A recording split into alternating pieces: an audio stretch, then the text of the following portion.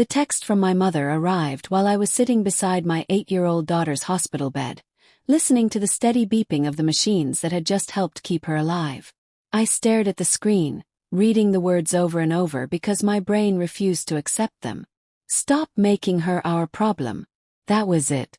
No, how is she doing? No, is the surgery over? No, is my granddaughter alive? Just 6 cold words that somehow hurt more than the surgeon explaining all the risks before my little girl was wheeled into the operating room for open-heart surgery. My hand started shaking so badly that I almost dropped my phone. Across the room, my daughter, Emma, slept peacefully for the first time in nearly 24 hours. Thick tubes ran from her tiny body, and the pale pink blanket covering her barely rose with each careful breath. The doctors had told me the surgery was successful, but the next few days would be critical. I should have been focused only on her.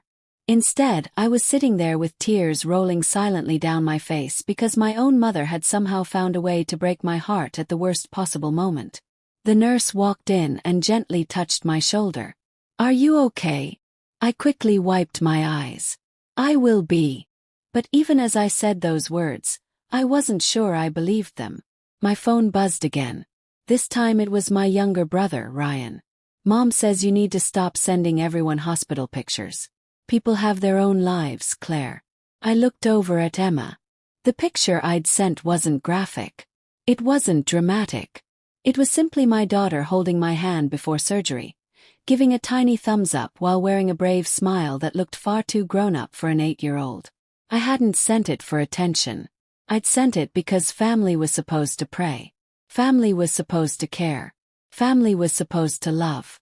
Apparently, mine had decided those things no longer applied to me. I locked my phone and leaned closer to Emma. "You don't worry about any of this," I whispered, brushing a loose strand of hair away from her forehead. "Mommy's got you."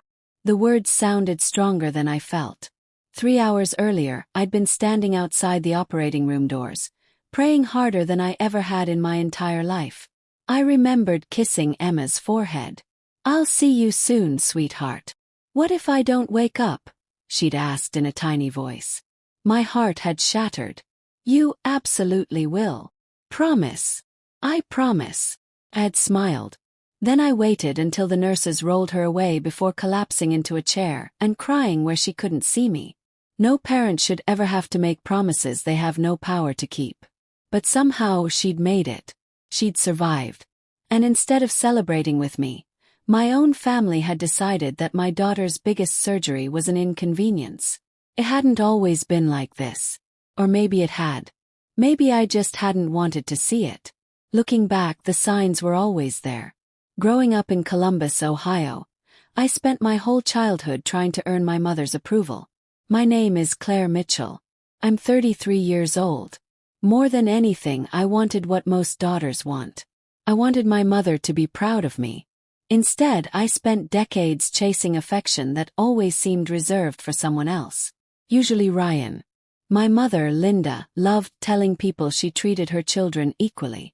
Anyone outside our house believed her.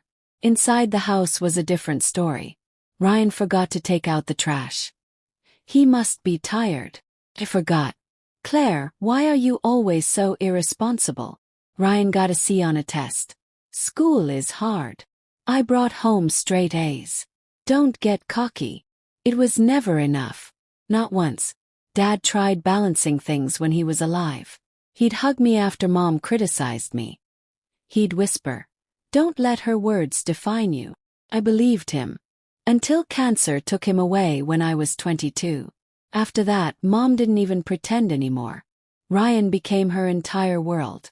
I became the daughter who called too much, visited too much, needed too much, even though I never asked for anything.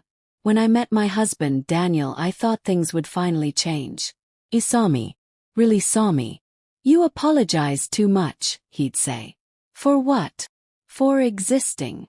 I'd laugh because it sounded ridiculous. Now I realize he wasn't joking. Then Emma came into our lives. She was sunshine wrapped in freckles and endless questions. My mother acted excited at first. She bought pink dresses, posted pictures online, bragged about becoming a grandmother. But once Emma was diagnosed with a congenital heart condition at age 4, everything slowly shifted. Hospital appointments became too depressing. Birthday parties were skipped because Mom already had plans. When Emma asked why Grandma never came to her school plays, I'd invent excuses that sounded kinder than the truth. Grandma's busy. Grandma isn't feeling well. Maybe next time. There was never a next time. Daniel noticed it before I admitted it. "Claire," he said one evening after another cancelled visit, "your mother only shows up when life is easy." I defended her. "She's just overwhelmed." He looked at me with sad eyes. "No. You're making excuses because you still hope she'll become the mother you deserved." I hated hearing that. Mostly because it felt true. 2 years ago, everything changed again. Daniel died in a car accident on his way home from work. One phone call. One rainy afternoon. One police officer standing at my front door. And suddenly I was a widow raising a little girl with a heart condition. My mother hugged me at the funeral. She cried. She promised she'd always be there. For 1 week she answered my calls. By week 2 she was too busy. By month 2 she complained that I talked about grief too much. "You have to move on, Claire." As if grief had a schedule. As if love expired.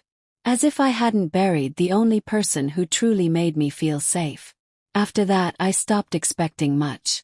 Or at least I thought I had. Then 6 months ago, Emma's cardiologist sat us down. Her condition had worsened.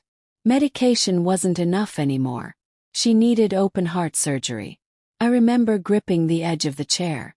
Emma looked at the doctor and calmly asked, "Will it hurt?" I wanted to fall apart. Instead I smiled for her. "We'll get through it together." From that day forward, every spare dollar went toward travel, hotels, and medical bills insurance wouldn't cover. I worked remotely after Emma went to sleep. I sold jewelry Daniel had given me.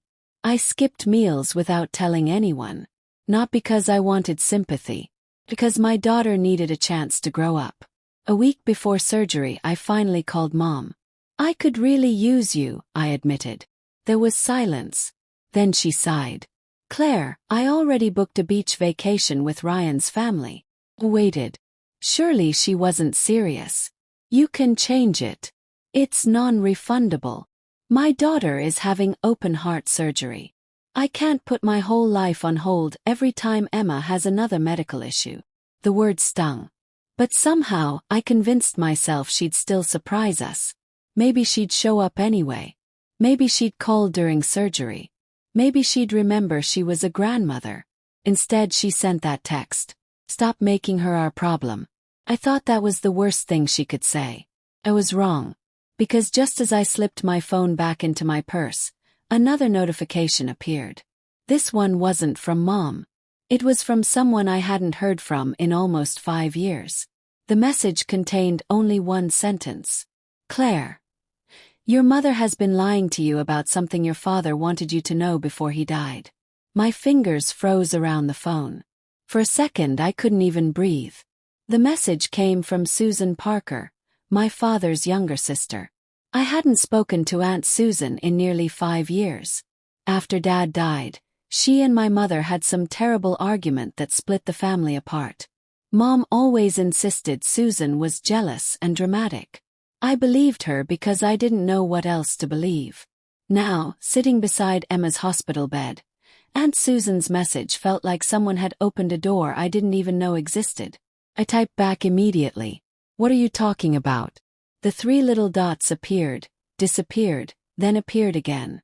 Finally she replied. "Not over text. Call me when you're alone. It's about your father. And your mother." I stared at the screen until it went dark. My stomach tightened. Why now? Why wait until Emma was in the hospital? Why had she stayed silent all these years? A soft voice interrupted my thoughts. "Mom!" I jumped from my chair. Emma's eyes were barely open.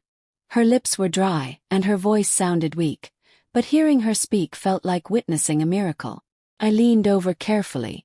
"Hey, sweetheart." She managed the smallest smile. Did they fix my heart?" I laughed through fresh tears. They did. Really. They really did. She squeezed my hand with what little strength she had. I told you I was brave.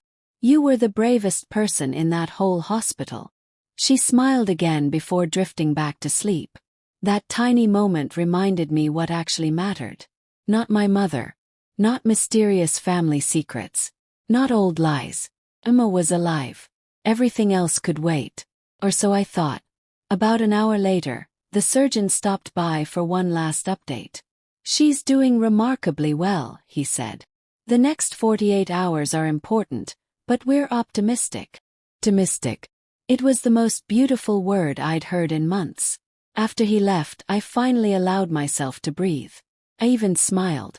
For the first time in weeks, I imagined Emma running across a playground without getting out of breath.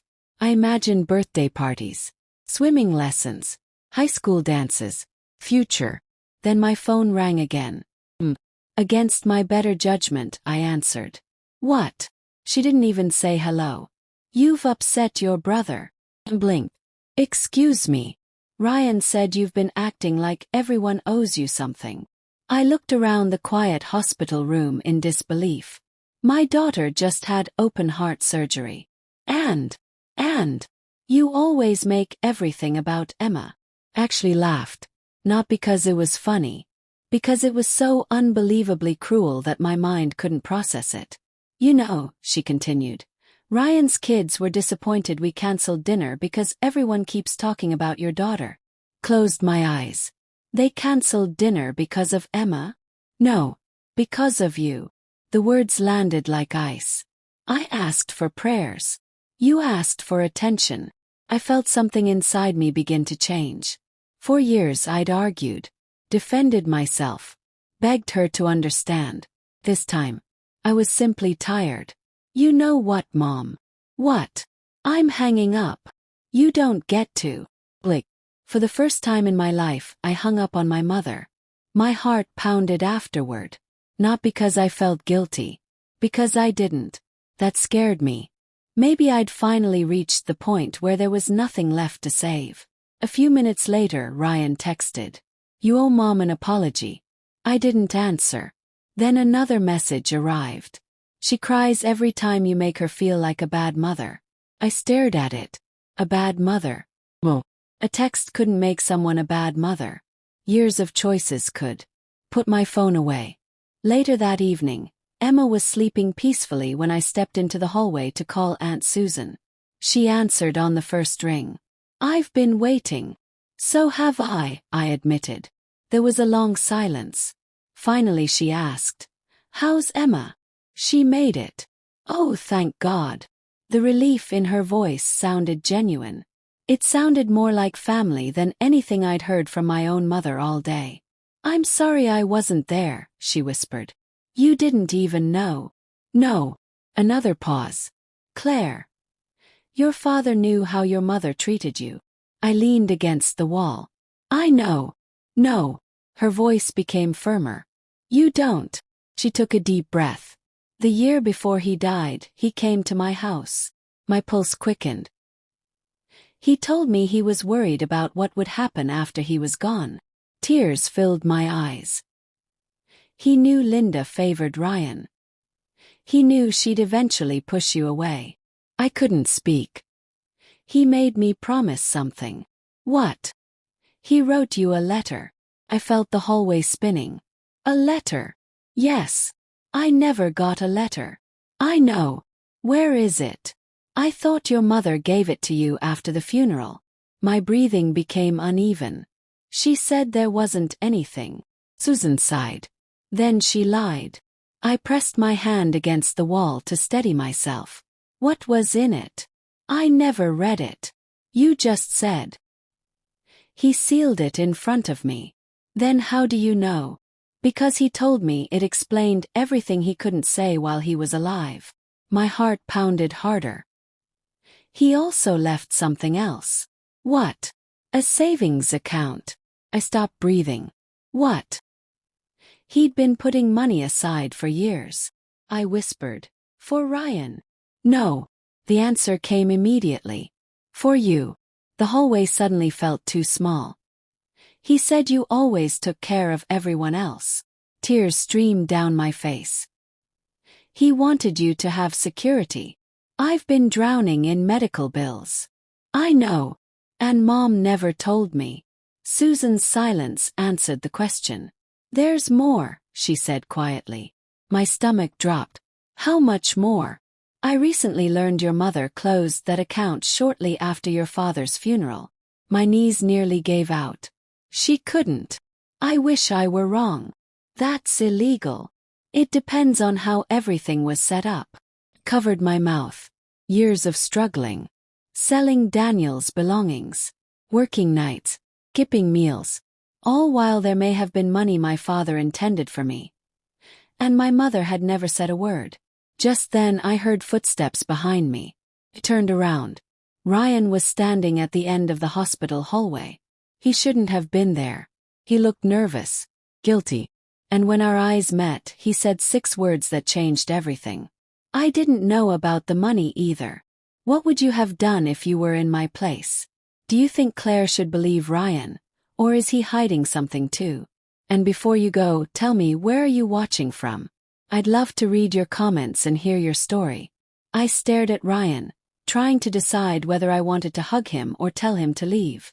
The hallway suddenly felt too quiet. Too bright. Too small. A nurse pushed a cart past us, smiling politely, completely unaware that my world had just been turned upside down. You followed me? Finally asked. Ryan shook his head. No. Mom told me you were here. She suddenly cares where I am. His shoulders dropped. No. She wanted me to convince you to stop talking to Aunt Susan. That answer hit me harder than I expected. She knows I talked to Susan. I think she guessed. I folded my arms. So why are you here? Ryan looked toward Emma's room before speaking. I wanted to see my niece. The words sounded sincere. But sincerity had become difficult for me to recognize. She's sleeping. I'm glad the surgery went well. I nodded without saying thank you. He noticed. I know you don't trust me. I don't know what to think anymore. Ryan rubbed the back of his neck, something he always did when he was uncomfortable. When you mentioned money just now, I said carefully, were you telling the truth? I swear. You had no idea Dad left anything for me? His face tightened. If I had known, I would have told you. I wanted to believe him. But for years, Ryan had benefited from every decision Mom made. Whether he asked for it or not. Whether he realized it or not. I was 12, he said quietly. What? The first time I noticed she treated us differently. That wasn't the answer I expected. I came downstairs one night because I couldn't sleep. He stared at the polished hospital floor. You were crying in the kitchen. A memory flashed through my mind. I was 15. I'd lost the lead role in the school play after weeks of rehearsals. Mom had told me to stop acting like a baby. Dad found me crying while washing dishes. You remember that? Yes. Ryan nodded. Dad hugged you. He swallowed hard. After you went upstairs, Mom looked at him and said, You're making her weak. My chest tightened. Dad told her kindness doesn't make people weak. Ryan smiled sadly. They argued for almost an hour. I had never known. I heard everything. He looked at me. I should have told you years ago. Why didn't you? I was a kid. His voice cracked. And then it became normal. Normal. That word made me sick. 'Cause he was right. Favoritism had become the background noise of our family. Like a clock ticking. Always there. Always ignored. I didn't realize how bad it was until after Dad died, Ryan admitted. I searched his face for signs of manipulation. Instead I saw exhaustion. Regret. Maybe even shame. You always defended her. I know. You told me I was overreacting. I know. You called me dramatic. I know. Every answer sounded like another apology. Finally, he whispered the words I'd waited years to hear. I'm sorry. The hallway fell silent. For a long moment, neither of us spoke. Then I asked the question I'd carried since childhood. Why was I never enough? Ryan looked genuinely heartbroken. You were. I laughed bitterly. It didn't feel like it. It wasn't you. Then what was it? He hesitated. I think. He stopped. What? I think Mom blamed you for something. My stomach twisted. What are you talking about? I don't know exactly. But when Dad got sick, they argued constantly. I remembered those days. Hospital visits, chemotherapy, late-night whispers behind closed doors. I heard Mom yell once. He looked uncomfortable repeating it. Say it, she told Dad. If you hadn't always chosen Claire over me, maybe this family wouldn't be falling apart. He frowned. That doesn't even make sense. I know. But she sounded serious. Chosen me. Dad loved both of us. Didn't he? Or had Mom somehow turned his love into a competition? Before I could ask another question, my phone rang. Unknown number. Normally I would have ignored it. Something told me not to. Hello. Is this Claire Mitchell? Yes. My name is David Lawson. The name meant nothing to me. I'm the attorney who handled your father's estate. I looked at Ryan. His eyes widened. I've been trying to locate you for several years. My pulse quickened. Why? There are some documents that require your signature. I nearly dropped the phone. What documents? I'm afraid I shouldn't discuss details over the phone. Please. They concern assets that were never legally transferred.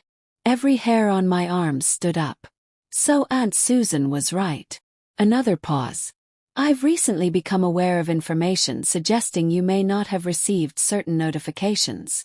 The hallway suddenly felt colder. I need to meet with you. When? As soon as possible. I looked through the glass window into Emma's room. She needed me here. Always. My daughter is recovering from heart surgery. I'm very sorry to hear that.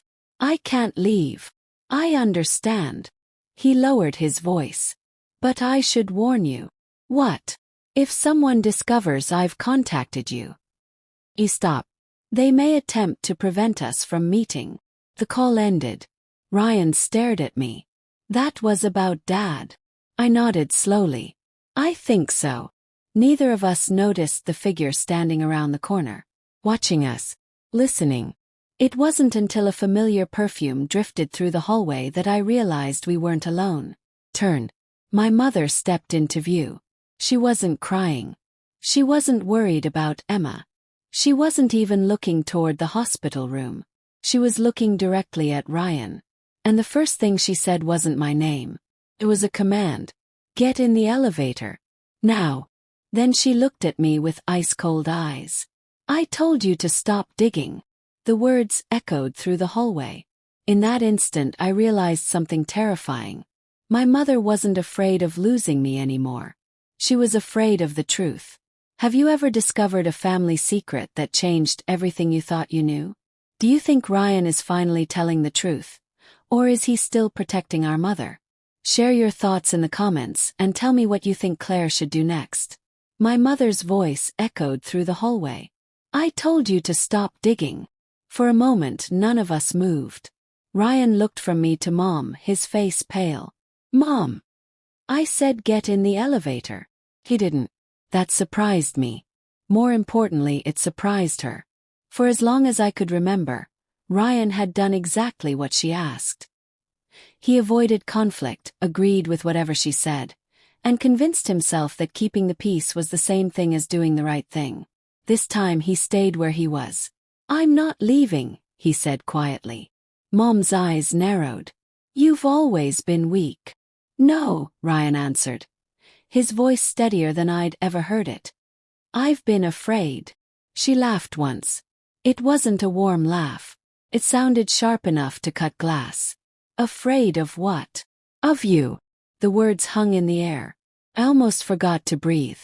Mom glanced around the hallway, clearly aware that nurses and visitors were beginning to notice the tension. This isn't the place. No, I said. Actually, it's perfect. She looked at me. For once, you can't tell me to smile and pretend everything is fine. Her jaw tightened.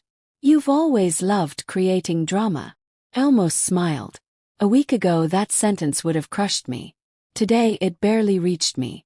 My daughter survived open-heart surgery, I said calmly. If you think asking questions about Dad is drama, then maybe we've been living in different realities. She crossed her arms. I don't owe you explanations. No, he nodded. But you do owe Dad honesty. For the first time, I saw something flicker across her face. Not guilt, fear. It disappeared almost as quickly as it came. I don't know what Susan filled your head with. I haven't told you what she said. Mom froze. Only for a second. But it was enough. You already knew. I know nothing. Then why are you here? Silence. Ryan answered instead. Because she tracked my phone. Mom shot him a glare. You had no right to tell her that. And blinked. You tracked him. Ryan pulled his phone from his pocket. I forgot she was still connected to our family location app. Mom snatched at the air. Give me that phone. He stepped back. No. I had never seen him stand up to her. Not once. It was like watching someone wake up after years of sleep. Security guard walked toward us. Is everything all right here? Before I could answer, Mom smiled. It was the same smile she'd worn at church, at neighborhood parties, at school events. The smile everyone believed. Oh, we're just having a family misunderstanding. The guard looked at me. I shook my head. We're okay. He hesitated before walking away. The second he was gone, Mom's smile vanished. I've spent years protecting this family. Protecting who? Yes. All of us. Ryan laughed bitterly. No. Yourself. She turned toward him. I sacrificed everything for you. No, he replied. Dad did. Her face hardened. Your father would have ruined us. My heartbeat sped up. What does that mean? She didn't answer. Instead, she turned toward the elevator. We're done here. As she reached the doors, I spoke without thinking. Did you steal Dad's money? He stopped, slowly, without turning around. No. Did you hide his letter? Nothing. Did you lie to me after his funeral? She finally looked over her shoulder. I did what I had to do. The elevator doors opened. She stepped inside. Before they closed, she looked directly at me and said, Some truths destroy families. Then she disappeared. Ryan and I stood there in stunned silence. Neither of us spoke for nearly a minute. Finally he whispered. She never denied it. No. Claire. I know. Back inside Emma's room, I watched my daughter sleeping peacefully. Children trust the people who love them. At least they're supposed to. I sat beside her bed and realized something that broke my heart. I'd spent 33 years trying to earn love from someone who had treated love like a reward instead of a gift. Emma stirred. Her eyes opened slowly. Mom, I'm here. Are you crying again? I smiled through my tears. A little. She reached for my hand. You always tell me brave people cry. I do. Then we're both brave. I kissed her forehead. Yes, we are. She drifted back to sleep. I sat there for another hour before Ryan returned with 2 coffees. He handed one to me. I don't know if you'll ever forgive me. I looked at him. I don't even know where to start. I found something. He reached into his backpack. It was an old photo album. Dad kept this in his office. I opened it carefully. Inside were dozens of photographs. Birthday parties. Camping trips. Christmas mornings. Dad had written little notes beside many of them. I smiled through tears as I read one. Claire never lets anyone feel alone. I hope the world never changes that about her. Another. Ryan finally learned to ride his bike today. Claire ran beside him the whole time. She's the best big sister he could ask for. Kept turning pages. Then something slipped out from the back cover. An envelope. My heart nearly stopped. Across the front, in my father's handwriting, were 4 words.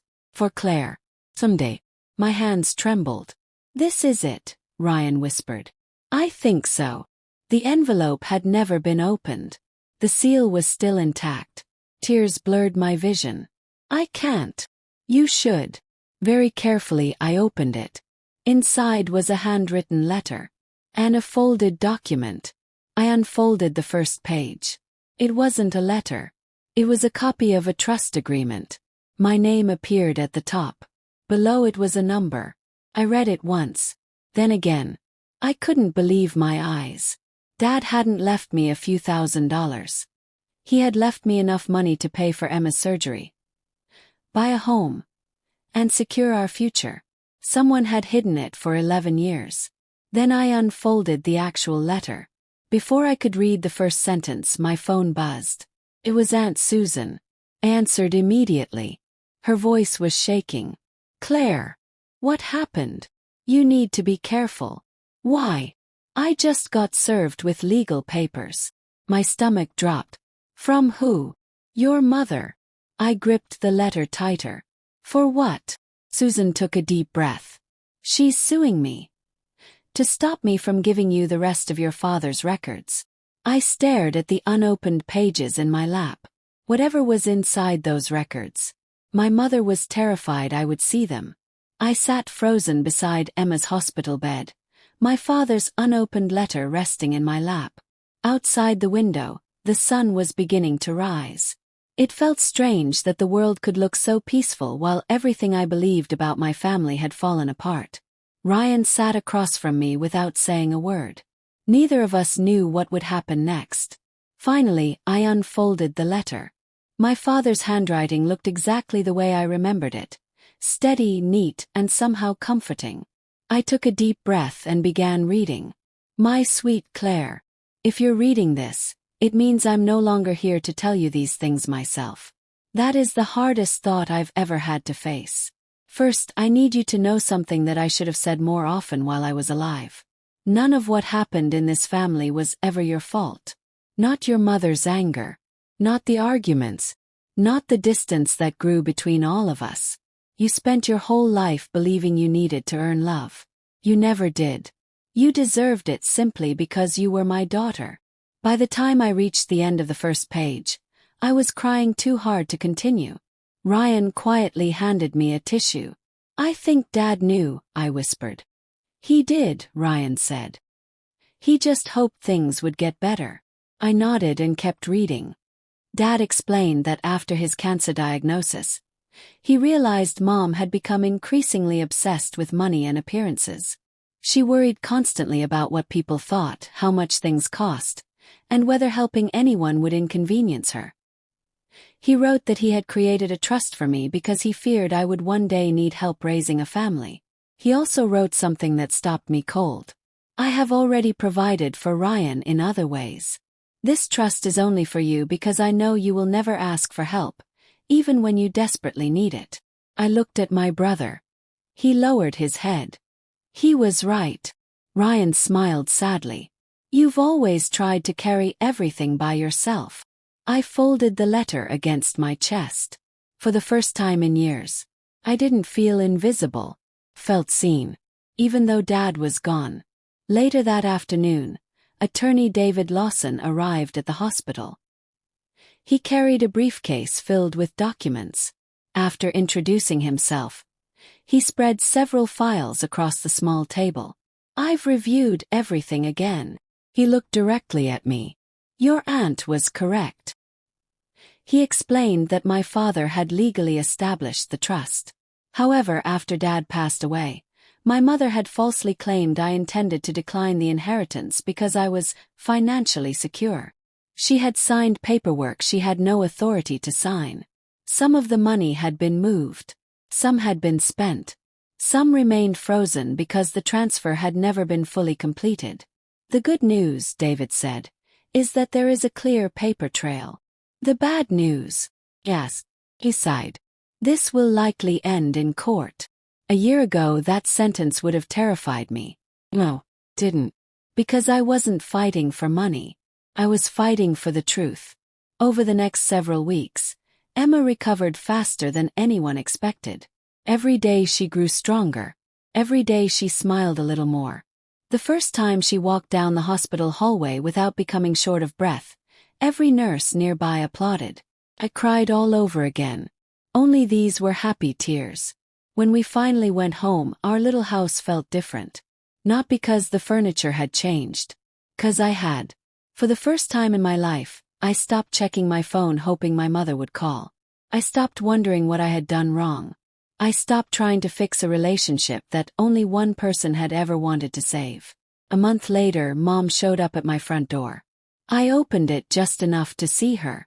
She looked older, tired, angry. "I think we should talk." I stayed where I was. "I don't. You owe me respect." I almost laughed. "No, Mom." She frowned. "I owe myself peace." Her face hardened. "So you're choosing Susan over your own mother?" "I'm choosing the truth. You'll regret this." I looked past her toward Emma, who was coloring happily at the kitchen table. "No," I answered calmly. "I'd regret letting my daughter grow up believing love has to be earned." For the first time in my life, I closed the door before my mother could have the last word. It wasn't revenge. It was a boundary. Several months later, the court ruled that my father's trust had been mishandled. The remaining assets were restored to me, and additional legal action was taken regarding the missing funds. Justice didn't erase the past. It couldn't give me back the years I struggled alone. It couldn't bring Daniel back. It couldn't undo every birthday my mother skipped or every cruel text she sent. But it gave me something I never thought I'd have: freedom. Ryan and I slowly rebuilt our relationship. It wasn't instant. Trust rarely is. He apologized more than once, not because I demanded it, but because he genuinely understood the pain he'd ignored for years. He became the uncle Emma deserved. He came to her soccer games, helped with homework, made her laugh until milk came out of her nose. One evening, Emma climbed into my lap. "Mom." "Yes." "Grandma doesn't come anymore." "No." "Is she mad?" I thought carefully before answering. Sometimes adults make choices that aren't kind. She considered that. "Are we still kind?" I hugged her tightly. "We always will be." She smiled. "Good. Children don't need perfect families. They need safe ones." That night, I placed Dad's letter back into its envelope. Not to hide it, to preserve it. Whenever I doubted myself, I could read it again and remember one simple truth. The people who truly love you never make you prove you're worthy of that love. If someone keeps asking you to earn what should be freely given, they're not protecting your heart. They're protecting their control. And the strongest thing you can do isn't holding on. Sometimes, it's finally letting go. Have you ever had to set painful boundaries with someone you loved? Do you believe family should always be forgiven? Or are there moments when walking away is the healthiest choice? Share your story in the comments, and don't forget to tell us where you're watching from. Your story may encourage someone else who needs hope today.